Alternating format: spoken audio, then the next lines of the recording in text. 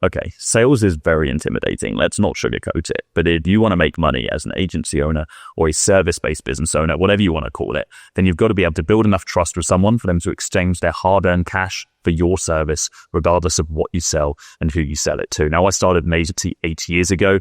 I make multiple seven figures a year with that business, still run it to this day. It's called affluent.co. I've also mentored over 4,500 other agency owners, the majority of which started from complete zero with no sales experience whatsoever to being able to close thousands upon thousands of dollars on a monthly basis for one single client on one single call. Now, today, I'm going to be reviewing one of those calls. This is one of our mentees who actually closes a client, but I haven't seen this call yet. And I want to show you this because many people think just because they're getting clients over the line, that means that they don't have any room for improvement on their call. Now, I haven't watched this call, but I suspect there is a lot of room for improvement. At the very least, you're going to be able to watch an entire sales meeting strategy in action so you can have a framework to follow so you can get clients over the line and replicate. Or hopefully, we're going to have a number of different action points and feedback points that we can go through on this call. The number one most effective way to increase your sales ability is having somebody review your calls who already has a better close rate than you, so you can gain a new perspective on what to change going forward on your calls. And that includes your closers. So let's get into it. Is it Dan? Dan is my real name. But when I tell people my name is Dan, they think I'm saying Dan. And after getting to know me, they start calling me Danny. So I answer the both. I answer the both. I gotcha. Yeah, sometimes I say my name quickly, and I think people think it's Jeffrey instead of Jerry. So I can relate. All right, awesome, man. Is it possible for me to see you? I just see a blank screen. I'm trying to navigate the menu here to see where I can change that option.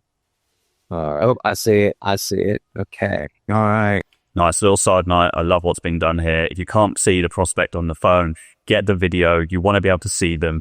Now, the best meetings you possibly host are in-person meetings. You've got your body language, you've got your energy. So in-person meetings, you will always have a higher close rate. Failing that, obviously, video call to the distance doesn't allow. Always get their video on so you can actually see them and build that rapport. So good work. All right. Start video. There he is. All right. There he is. All right, man. How's it going? You living the dream yet, or you still working on it?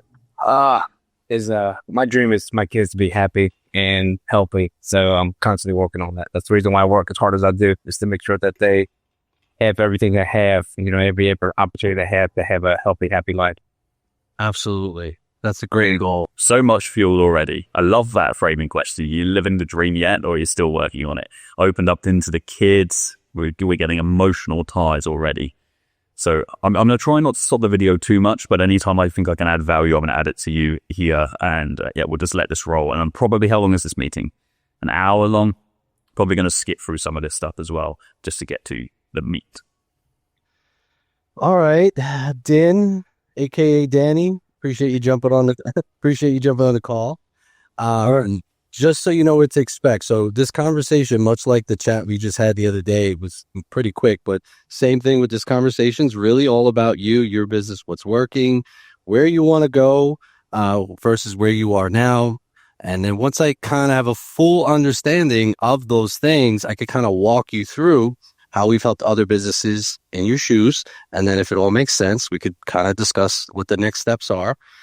Okay. Is that cool? Yeah. All right. My business, we're a... I'm going to come back on that framing again. I just want to just listen to that framing statement again. Just so you know what to expect. So this conversation, much like the chat we just had the other day, was pretty quick, but same thing with this conversation is really all about you, your business, what's working, where you want to go versus where you are now. And then once I kind of have a full understanding of those things, I could kind of walk you through how we've helped other businesses in your shoes. And then if it all makes sense, we could kind of discuss what the next steps are. Is that cool? Yeah. So this is what we call a framing statement. That was a 6 out of 10, honestly. We got the content there. So we want to explain how the call is going to go. We had that little bit of rapport at the start. I love the rapport. I like the kind of Din/Danny. Like we got a couple of jokes there. We even got the kids thing out early. That was awesome. But the framing statement is very vital. This is where we build our authority. Okay. This is where we take control of the meeting and say exactly how it's going to go. So what we were essentially, the things that we want to tick off in that framing statement are, okay, I'm going to start off by asking you some questions. I'm going to learn about your business.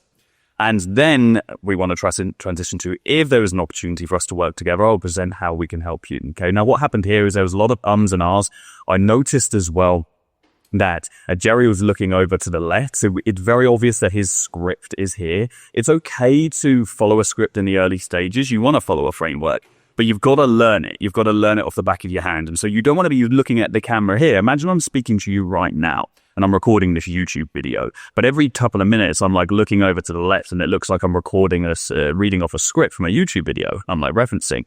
It's going to produce trust. It's also going to show that you're not as prepared, okay? And we don't want that. We want to be speaking with conviction. We want to be speaking straight to the camera. And we want to say along the lines of, and you can change this however you want to change this depending on your call. So I just want to outline how the call is going to go. So the way this is going to work is I'm going to ask you some questions about the business. I want to get an understanding of what is working, what isn't working at the moment as well. Maybe a little bit about what you're currently doing when it comes to AI lead generation. So mention our service if you have something specific. And then if there is an opportunity, and only if there is an opportunity for us to help you, then I'll run you through how we can help you solve some of the problems that you're facing. Does that sound fair? Okay, so it's a lot more conviction, less ums, ahs, not looking over to the left. But that framing statement really needs to be adapted for each individual business. Now, quickly, guys, so before we get into the rest of this meeting, I want to announce a little bit of a competition on this video. I want to invite you to comment down below underneath this video and let me know your goals. What are you working towards at the moment inside of your company and what brought you through to this video? Okay, smash the like button, subscribe to me as well, and turn your notification bell on. And I'm going to pick one out of every 100 of you that comment down below to win a completely free call review just like this. And what I'm going to do is I'm going to personally review your sales call. Okay, I'm going to do this alongside our head of strategy, and we're going to ensure that you get all of the feedback you need, just like this video, to help you improve your sales ability. Now, if I look back to 8 years ago when I first started in scale, a little introvert walking to the edge of the office, literally holding my script, trembling in fear. The thing that got me from that guy in debt, 30K, to out of debt within 6 months, okay, and being one of the top performers in the company, was having my sales mentor review my calls. And I'm going to give you the opportunity to have that with me and with my senior team as well, to get 2 opinions on your sales process so you can improve. Anyway, let's get back into this. All right.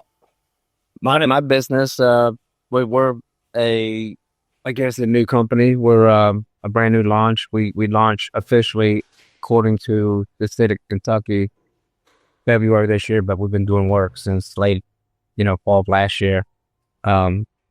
We started off slow. Like I said, I got burned a couple of times with a couple of marketing companies on Facebook.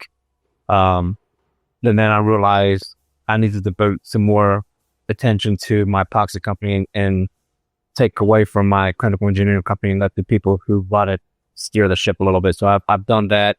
I've been marketing on Google. I've been hitting the pavement, knocking on doors, handing out flyers, yard sign, just talking to people. And now we're booked about almost 3 months out. I just closed 2 new jobs today. But I'm like, we're discussing, I'm not short-sighted. I know I got to keep that pipeline full. I'm not going to be that happy with 3 months booked out. I want to justify hiring a second crew, maybe a third crew. There's a trend in my industry as far as clinical engineering, and it's been on the decline for the last couple of years. And like I said, instead of being reactive about it, I'm going to be proactive about it. So when I start this epoxy company, maybe in 2 or 3 years, get to the point where I can be north of $1 million, $1.5 million a year in revenue to match what we're doing, close to what we're doing now. Okay, awesome. And I'm real apprehensive about going back to Facebook, just because the forum, I belong to a private Facebook page, about 300 coding companies, anywhere from California, from the West Coast to the East Coast, and 80% consensus that Facebook's a waste of time. And I found out the hard way. They said, if you want to advertise, create your own content, advertise yourself. but everybody's finding more traction on Google, and that's what I'm experiencing now. So I'm real apprehensive about going back to Facebook, but I like the idea of what you said, that, your ironclad guarantee that if I'm not satisfied within 30 days, you would refund my money. Now, is that a no hassle refund, or is there certain stipulations to that refund? Quick bit of context. What happened before this call to book the meeting was a cold call. So when we're hearing the prospect here refer to a previous conversation, they got cold called to arrange a meeting, which led to this meeting that you're seeing now. There's absolutely no hassle whatsoever. I mean, I'm not trying to hold on to anybody's money if they don't think that we did a good job. So 100% hassle-free. Here's your money back. Sorry for wasting your time. And in truth, we haven't had to do that, knock on wood, once. We offer it to everyone. We have not yet had to do that.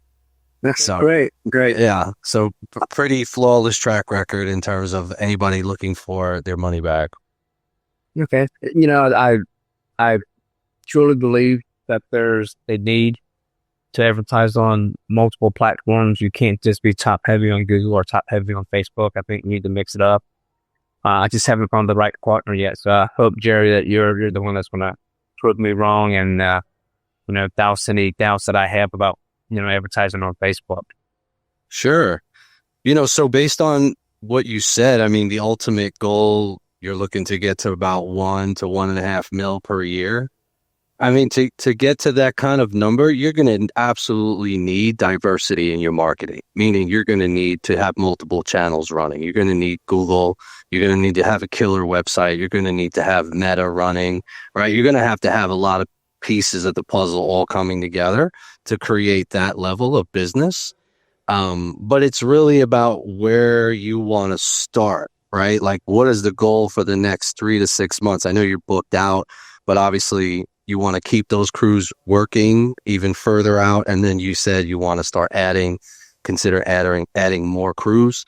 I think you also mentioned here, like, just starting out, you're looking for about 8 to 10 jobs per month. I have notes here on that. Is that accurate, or That's what I warned. So I think what's kind of happening here is we're listing out a lot of the things that Danny's already said, but we're not really addressing the pain that he's addressed. He very quickly said to us, like, he's kind of scarred by Meta and by Facebook ads and co. So what we're clearly offering here is a Facebook ad service to the client, or a lead generation service, or an AI lead generation of some sort. Regardless, the client has addressed this problem with Facebook, and we haven't really dived into that. So I would, at this point, dig a little bit deeper into their previous experience with Meta ads to really get to unearth the true objection, the true objection relating to Facebook ads, because the discovery, and this is what we're going through now, this is the discovery phase of a meeting. We break this down into 3 parts. We have the discovery of the presentation, then we have the close, okay? Now, in the discovery, we want to gain an ammunition for the rest of the meeting, and this is where we're going to gain fuel, and this is how we're going to pivot our pitch so it's relevant to those big pains. We're trying to unearth pains, but most importantly, we're trying to overcome objections. Most people think the sale is made after you mention the price, when you start getting objections, when actually a great salesperson will handle the majority of the objections in the discovery phase right at the start here. Now, this prospect is highlighted already. Okay, well, I've had this problem with Facebook. So we're kind of missing out by not digging deep into the problems they had with Facebook previously and see if we can unearth those / overcome them, or at the very least just understand them. So when we come to our pitch, we need to make sure we pitch in a way that overcomes those previous misconceptions. Okay, so let's get into it. 6 to 8. No, that's what I'm currently doing. okay? Sorry, that's what you're currently doing. Okay, Yeah, gotcha. I'm currently doing 6 to 8. Okay. Also, like, yes, you want to be writing things down when you're going through a discovery, but you don't want to be like, okay, so I've got on my notes here and so on. If you're having a deep conversation with someone, okay, if you're speaking to a friend and you're talking to them about a holiday, right, and they're giving you details about it, you don't need to write down all of that information or recite from the paper, okay? You definitely want to be making notes, yeah, but you don't need to be reciting off those notes in order to give it back, okay? If you're listening, if we're actively listening to the prospect, we're understanding what they're saying to us, then we can just riff back to them. We don't need to, write down something they said 1 minute ago and then be like, okay, so you just mentioned that you were at this. Well, no, they just said it to you. They told you they want to get to 1.5 mil. So just go back to them straight away without it having to be this process of like, you speak, I read from my notes. It's much more conversational. We build more rapport. We build more trust doing that. Now, we're not doing this full time because I have a full time venture, and that's my primary source of income. I'm in a good position where I have employees that can actually operate day to day with very little interference from me. And I would like to be able to justify hiring enough staff to help me run Epoxy full time. And I understand that I want to have to diversify my service. I want to have to offer more, the Tyrex flex system, court system.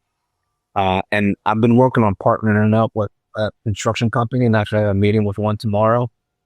We're meeting at it's called RPI, is a graphic design company. And so are you going to, is it a struggle for you since you're a busy guy, family guy? Another local builder, a small builder in this area. So I know that I'm going to have to network with other businesses to grow my business as well, to get to that $1 to $1.5 million a year, unless you think there's a way to do it organically with it straight with my business, my customers only, without having to rely on other funnels or pipelines to feed my business. Sure. So tell me a little bit about the structure that you have now. Who's doing sales and stuff like that for you? Me. We're not really proactively listening through this discovery phase. The prospect is seeking validation throughout, and we don't want to give them everything they want throughout this period. We want to save fuel for the discovery. But when the prospect says, like, do you think we can do this through 1.5 million, like through just one marketing channel? When they're already grabbing for, they'll say, well, I need to do this networking, this partnering with other companies. And we've already said, Jerry's already said, oh, you need to do Google ads, you need to have a great website and all this stuff. Well, actually, that's strictly not true. To build a business of 1.5 million a year, that's not a lot of revenue. You really can be doing that one singular channel through one good meta ad campaign. And so I would be at this point, and lots of this is personal preference in sales as well. But I think what I'm really seeing here is we're not deeply actively listening and engaging back and forth with the prospect. We're letting the prospect speak, okay? And then we're leaving them enough pain, but we're really missing the opportunity to dive deep into their pain, okay? We're missing the opportunity to go a couple of layers deep. We're keeping things very surface level, and this is very question and answer. They say something to us, we say, okay, well, talk to me about your sales process. And so what we're doing is we're constantly dancing around different topics, but we're staying here. Whereas if we allow the prospect to dive a little bit deeper into the topic that they're talking about, we're going to build a lot more rapport, and we're going to get to those base layer pains that allow us to then feed into emotion. Okay. Now here it's very rare, and we'll see through the discovery phase, it's going to be very unlikely that we're actually going to get into any kind of emotional buy-in at this discovery phase. And we've already identified that the prospect is willing to do that because they spoke about their kids less than 5 minutes into the call. Okay. And I fear right now, even though this call is a close, I fear that we're not going to give ourselves the opportunity to really get that emotional buy-in from the prospect because we're staying quite surface level. My guys are great with their hands, but they're not really set up to be face-to-face with customer facing. They're not quite polished enough yet. Okay. So are you going to, is it a struggle for you since you're a busy guy, family guy, you got kids, you got another business? Our guys aren't really well versed yet. They're not really polished yet. What do you mean by that? They're not really polished yet. That's how we would dig deeper. Here we've just, okay, well, is it a struggle? No. The prospect said, well, my guys are not really polished yet. What do you mean they're not polished yet? Go deeper. How does that impact the business? How does that affect your role? Is that frustrating? The business, is that going to conflict with as you scale? Do you foresee that being a problem for you or no? Not at all. As long as it's like, someone told me that. So we've tried to do that here, but we've actually skipped the stage. You're saying, well, do you foresee that being a problem for you? But you don't actually know what the problem is yet because we haven't asked what that actually meant. You can't grow your business if you're doing the work yourself, right? So I like to be able to go out there and do all the sales call. Right now I'm doing the grunt work and the sales call and the marketing. If I can get my team set up where they can do the grunt work and let me go out there and sell, that's where I like to be. So, but I have no problem rolling up my sleeves and working. I'm a workaholic. I'm not really designed to sit still. I'm like a shark. If I sit still long enough, I just start falling into bad habits. Yeah, I can relate to that. So in terms of like the sales process, you're going physically and doing the in-person sales appointments. You have the time to do all that. Yes, I do. I make time because right now, like I said, we're only part-time, Yeah. we did a job today, 2-car garage, in Union, Kentucky. We were done in 5 hours. So I went, cleaned up as best as I could, and I went and spoke to 2 other potential jobs. And actually, I don't know if you can share my screen or not, but I'll share. If you can see my screen, he just emailed me and said that he can, let's do it. Let's put me on the book. So You could share your screen. Okay. Irrelevant. We don't need to see that. We don't need to see this. This doesn't aid the process. This is irrelevant. Bottom line is, the business owner said to us, I'm still on the tools. I still have to get involved in this. And so we're missing the opportunity to, again, unearth this much deeper desire. Okay, we're missing this deep emotional buy-in. Well, is that something you want to be doing forever? Would it be ideal for you to get out of that position and be able to trust that the team can manage this yourself? Conversation. How would that impact your life? You mentioned your kids are a priority at the start of this call. Like, do they come into this? Would you want to spend more time with them? Okay, these questions, on the surface, as I say them like that, in absence of a back and forth conversation, maybe make you feel a bit uncomfortable. But this is the difference between an exceptional salesperson and somebody that just sells their product on the surface for what it is. What we have to understand is it doesn't matter whether you're selling a Facebook ad service, a Google ad service, it's ads, it's whatever it is. What people are buying is emotion. People are buying the emotional impact of whatever it is you're selling to them. And so here, we're staying very logical. We're talking about the sales process, we're talking about the team, but we're not getting into the emotion behind the sales process at all. And so I would suspect, or not I would suspect, I would guarantee that if we were much deeper or much more comfortable going 2-3 layers deeper, and if Jerry was to implement this, he would see a 10-15% increase on his attended close rate. So regardless of the fact that this person closed, there are tons of people that we're probably missed out on right now because we're not getting that full emotional buy-in. Respond. But when I did get someone to respond, it was great. It was just let me get in front of a customer, and then I'm pretty good at closing them. I'm probably going to skip through some of this discovery here because it's going to be a lot of the same. We're staying set at this level with the questions, and we're getting very logical stuff, but not the emotional. Me getting a second crew.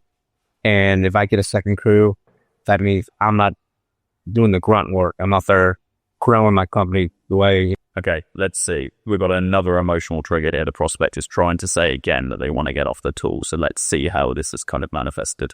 $100,000. And if you follow me on Facebook, you'll see these wins. I did a VFW haul in Covington, Kentucky. I did a construction company in New Richmond, Ohio. And I'm doing a car detailing rat company in Newport, Kentucky. All 3 jobs from be north of $100,000 combined. Yeah. So I'm really, because I work in the B2B space, I have outside relationships with a lot of the local business owners. So when I approach them, they already know who I am. It's not like a cold call. It's that low hanging fruit. So I'm able to get in front of all these medium to large size companies because I used to manage their account, for 6-7 years, and they know who I am. They trust me. So it's easy for me to close commercial jobs. But back to your question, Jerry, if you could bring me 6 to 8, you're pretty much going to double my consumer business, or my residential business, and which is great. It will justify me getting a second crew.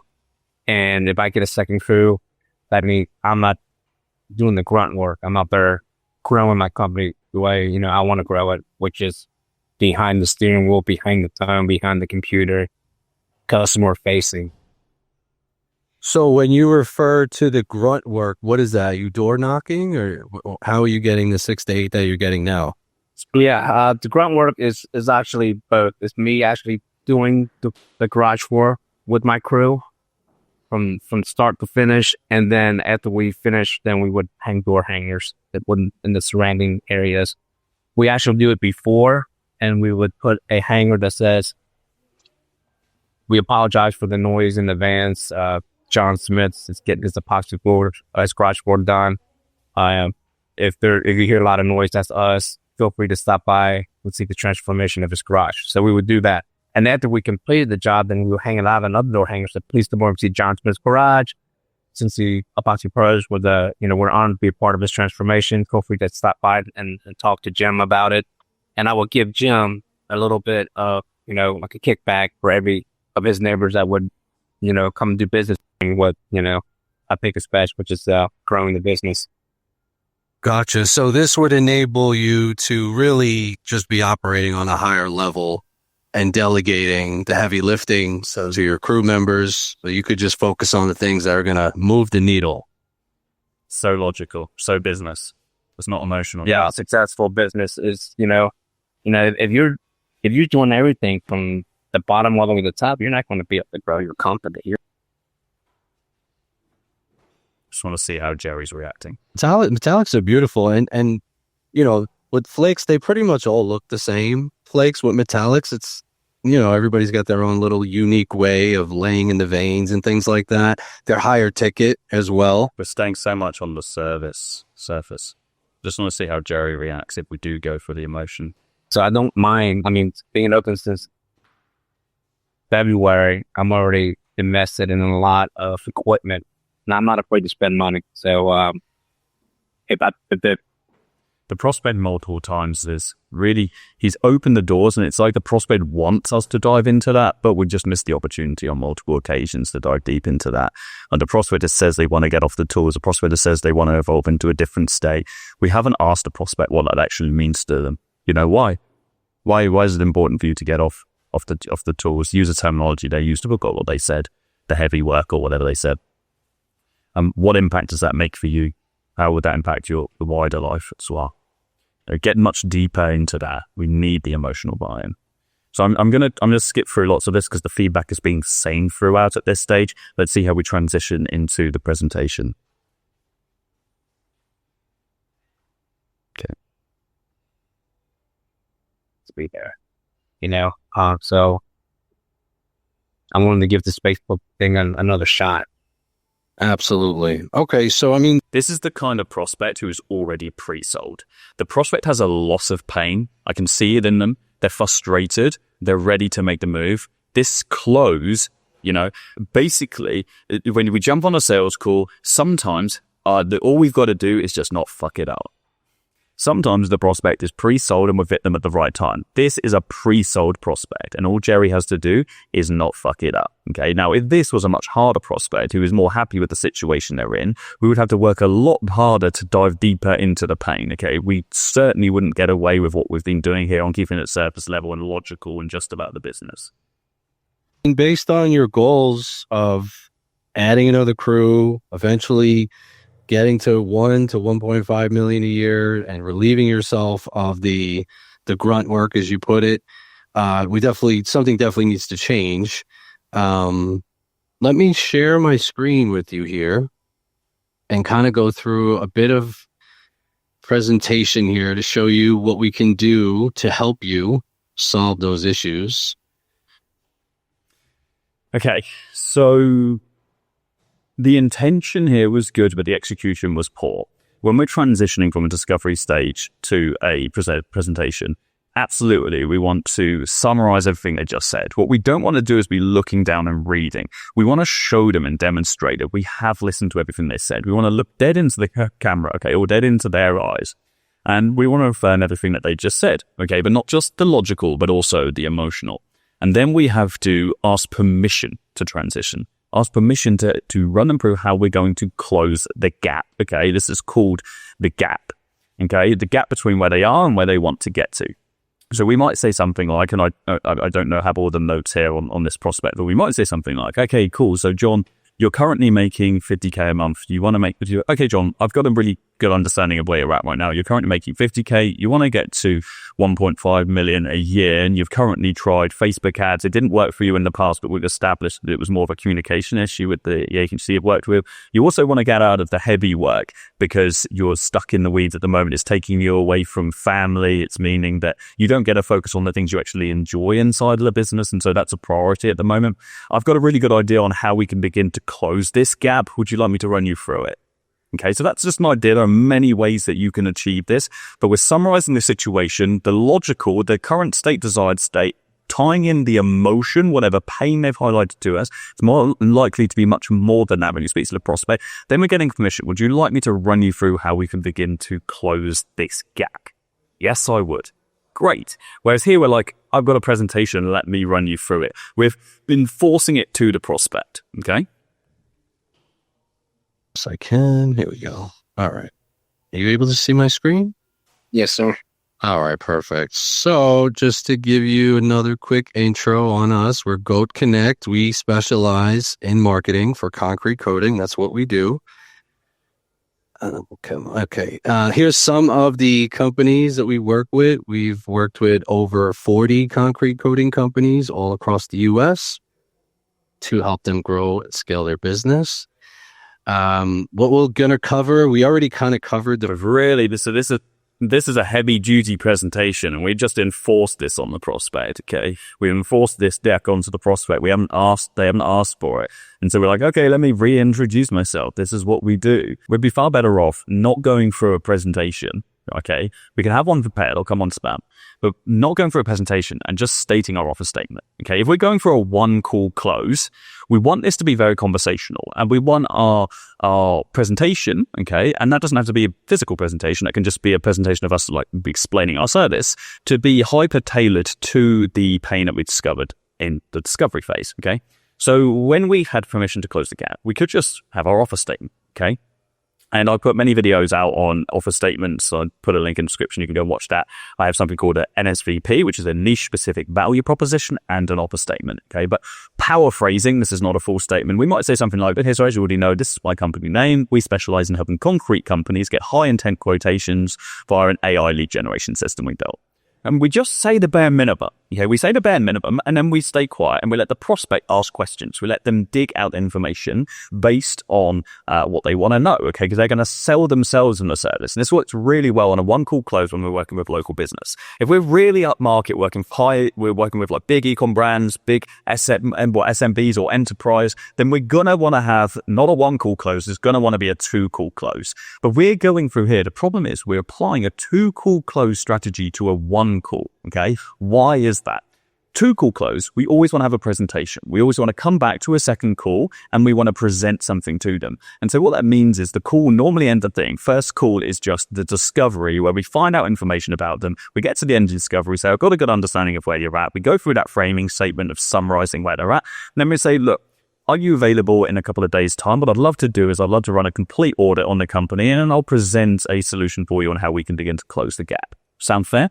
So we have that gap statement, we get permission, we book in a call for a couple of days' time, and then we show a deck. The problem is if we show a deck on a one call, we're showing them a pre-rehearsed presentation. It's like a cookie cutter, okay?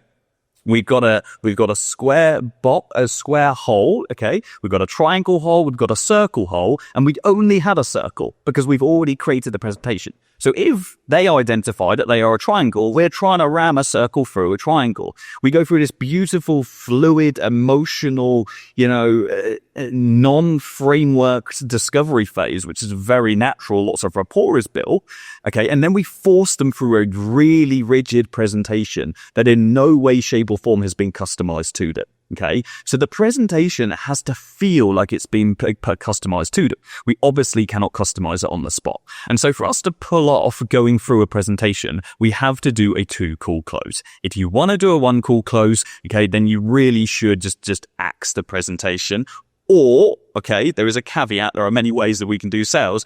Your presentation just simply wants to be running through your process and a bunch of case studies, okay? We don't want to do what I suspect we're about to do here, where you're at right now and where you want to be, okay? Because the prospect has gone through their unique position. And we might speak to 10 different prospects in the same niche who have all got unique positions. So what we're doing here by going through where you're at right now, okay, and where you want to be, is we're saying, I know where you were before you even told me where you were. When we start losing trust, we lose the buy-in from the prospect, okay? So to affirm, Too Cool Close is an ideal situation where we are running through a full pre-orchestrated deck where we're then customizing it. In absence of that, if we're doing local business, we're going for small companies, we don't even need a deck. We could just be running through our process by having conversational sell. Or if you need a deck to fall back on, you think that your service is a bit complex, you've got a bunch of case studies, just have a deck which goes through how the service actually works, your system, okay, and then a bunch of proof. 30 days when you move forward with us, and also what your investment and your guarantee is, which I think we already discussed a little bit of that. So some of the problems you just basically outlined already here, looking to keep your crews busy or add another crew and keep their calendar full. Poor quality leads, you definitely experienced that. You said you were getting a lot of ghosted and kind of price shoppers that were just... Can't keep your crews busy, inconsistent calendar. Well, actually, he's booked for 3 months. You see the problem. Prospect says he's booked for 3 months. This pre-orchestrated presentation says can't keep your crews busy. Okay, it doesn't work. We can't do this unless we're doing this on a second call. Okay, don't pre-identify problems. Make sure the presentation is specific to the pain that they've highlighted in the discovery phase. I apologize if I'm repeating myself multiple times throughout this video. It's because I'm emphasizing points which are vitally important. I'm not talking about anything here or speaking to this camera unless the point is vitally important to the success of a call going forward into the future. Thinking that this costs $500. And then just spending money on ads or marketing, but not quite getting the results that you were expecting. So with our strategy, what we'll do together is we'll drive high quality leads using value-based content. And I'm going to show you what that looks like in a second. I can't see you any longer. You still there? Yeah, I'm still here. Okay. Hear me? I hear you, but I didn't see you. I wasn't sure. Yeah, because this is the reason why I lost you as far as my headset. I can only hear you through my phone, so I'm trying to fix that. I'll get you to see my nose hair. So you can still see my screen, right? Yeah, I can see, but I'm having a hard time hearing you because I can't hear. All right, I'll give that. You want to fix it? I'll give you a second. Yeah, give me a second here. Sure. Apologize. It's all good, man. Take your time. If we're going to go through a process like this, get little micro buy-in throughout. Okay, does this sound like a good fit for you? Does this sound like it would begin to solve your problems? Yes. We get as many little subconscious yeses throughout the presentation. The only final yes is the yes to move ahead. Okay, so the more we pre-yeses, the more likely are we to get that final yes. We're also giving ourselves the opportunity to objection handle throughout the process. We don't want to leave all the objection handling to the end. Okay, what makes us unique mechanism? So we don't just run ads. We build an entire customer acquisition system or ecosystem, as we call it, through value-driven ads that warm up your audience. So you're not just talking to guys who may have only just seen your ad and filled out the form. They're seeing multiple pieces of content before they reach out to you. AI-powered instant response and follow-up. This is going to help you kind of eliminate some of the folks that may not be serious who still decide to fill out your form.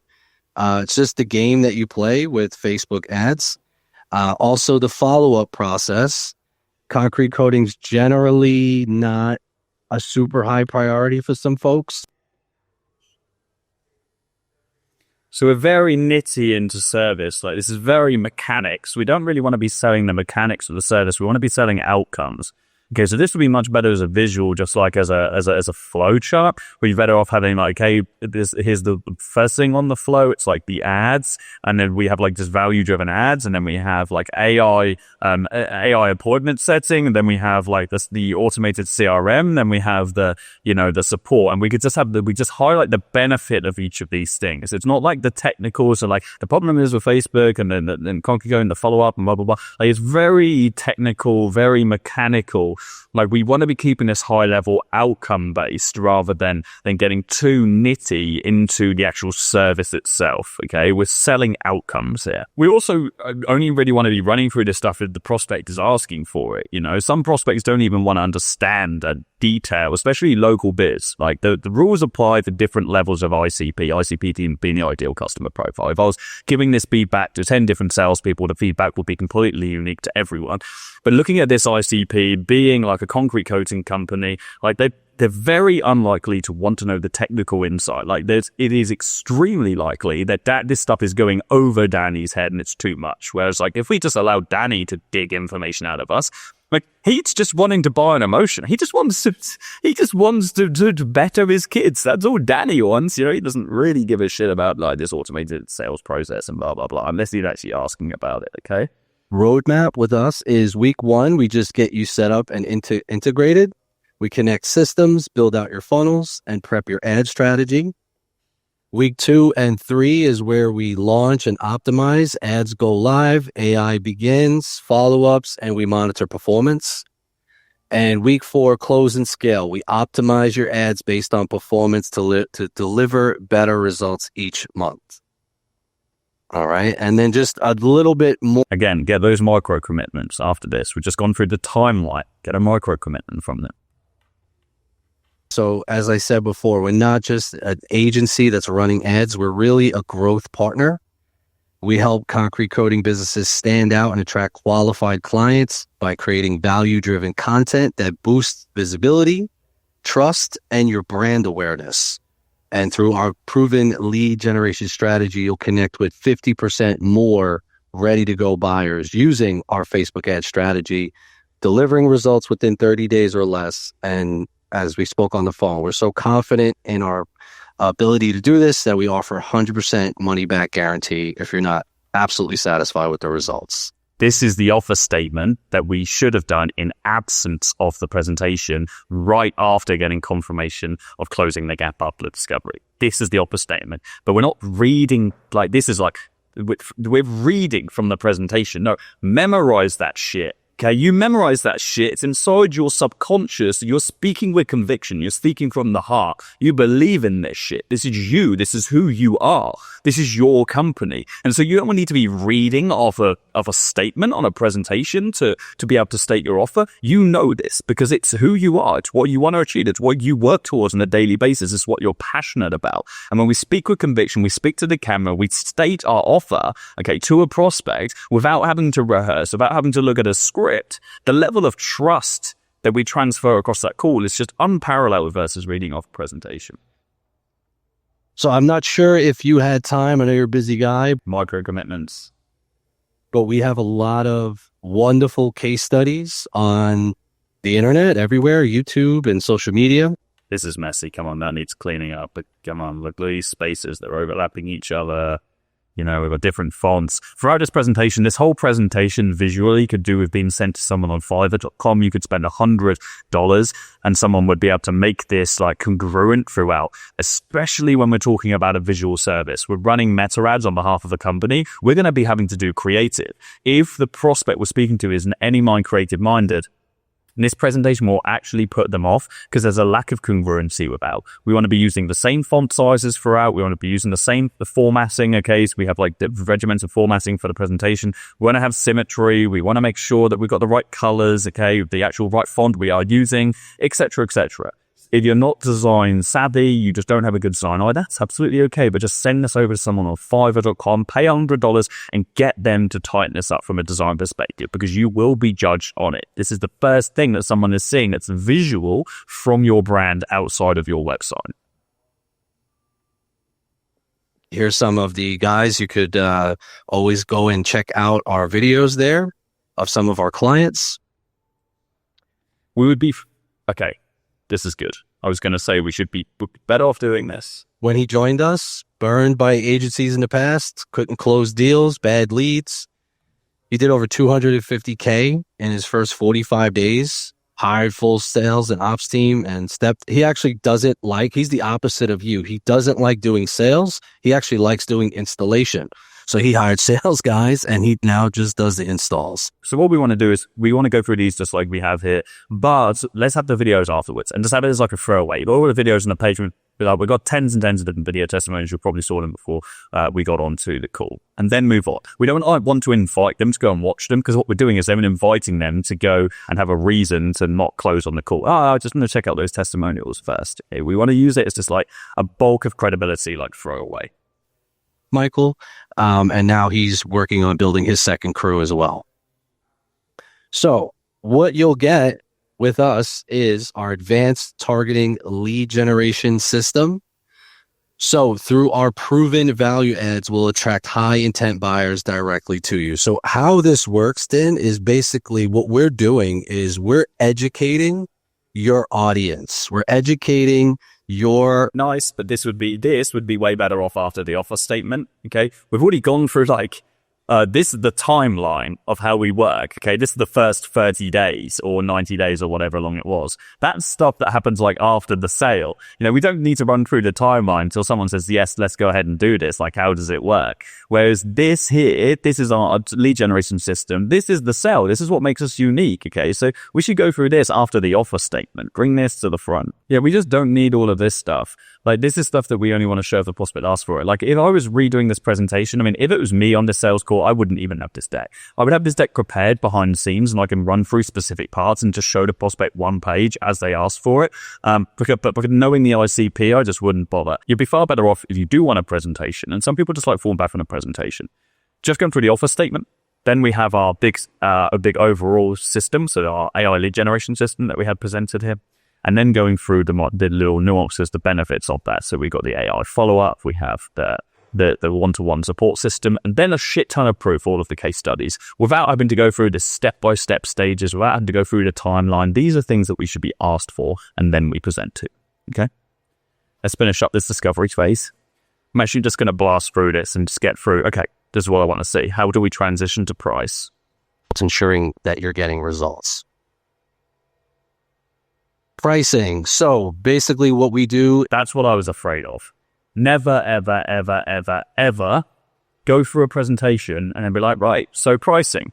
Like, we are not getting the micro commitment from the prospect. We need the micro commitment. We need to be running through... Before we go through pricing, we want to say, based on everything that you've seen, do you believe that this is the solution that we'll use to close your gap? Or do you believe that this is the solution that will solve your problems? Do you believe that this is the system that's going to get you to 1.5 million in revenue? That would be the better question.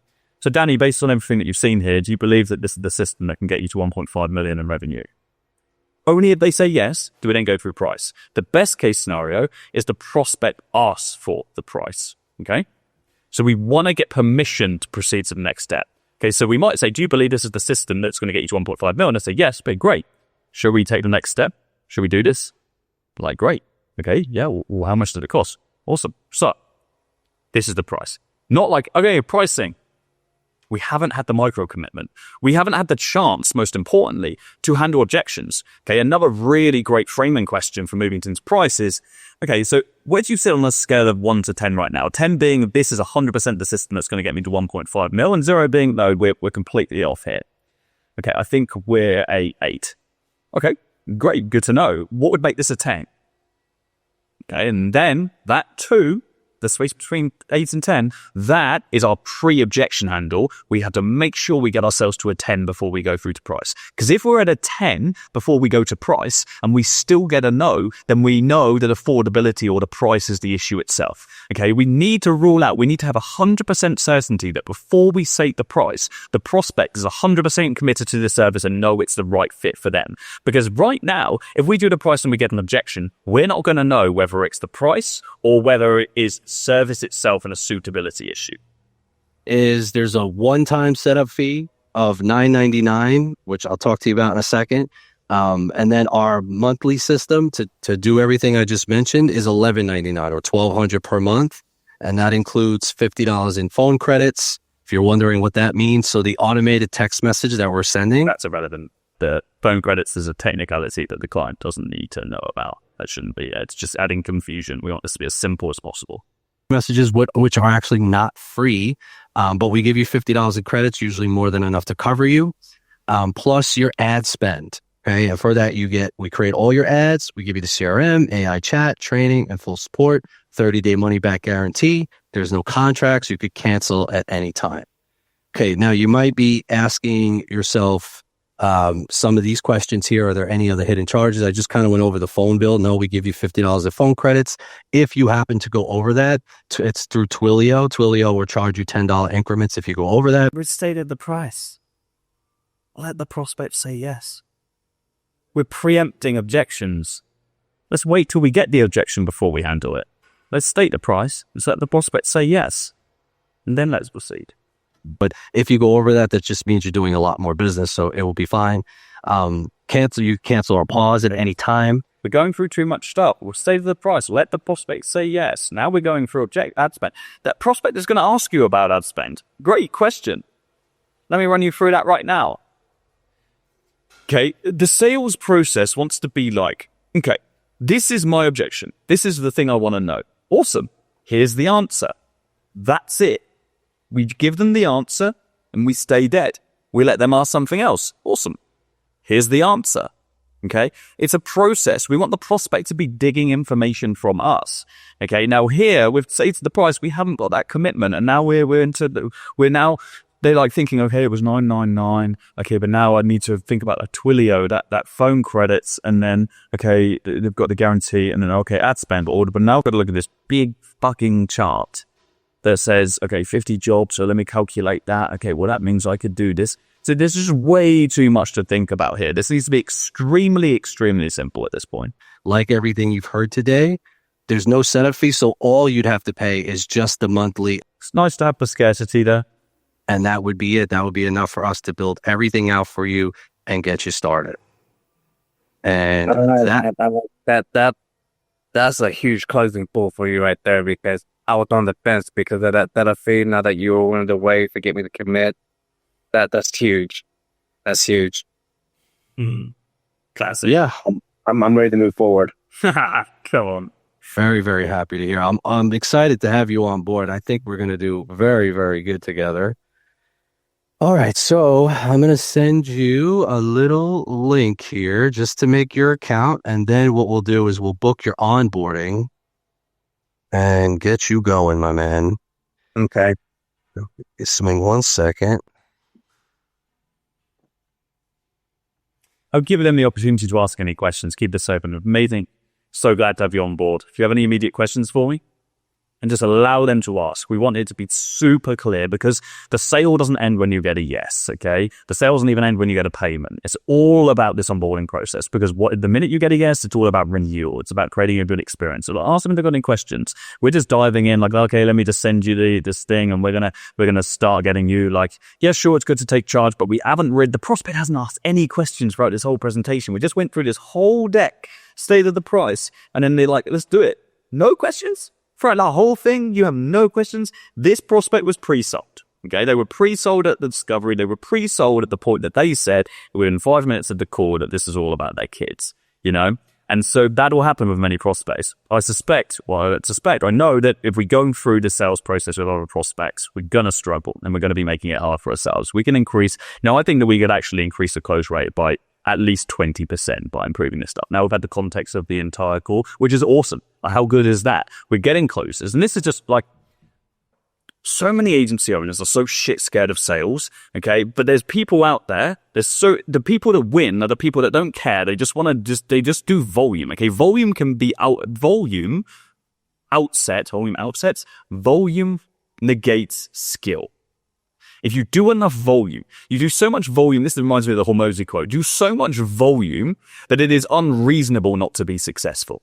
Okay, you can apply that logic to anything in sales. Jump on sales calls. It doesn't matter if your close rate is 10%. 1 in 10 calls, you're still closing. You're still making more money than the person that's sitting away in their office of trembling, thinking, oh, I just can't do this. I'm so bad at sales. No, get on the fucking phone.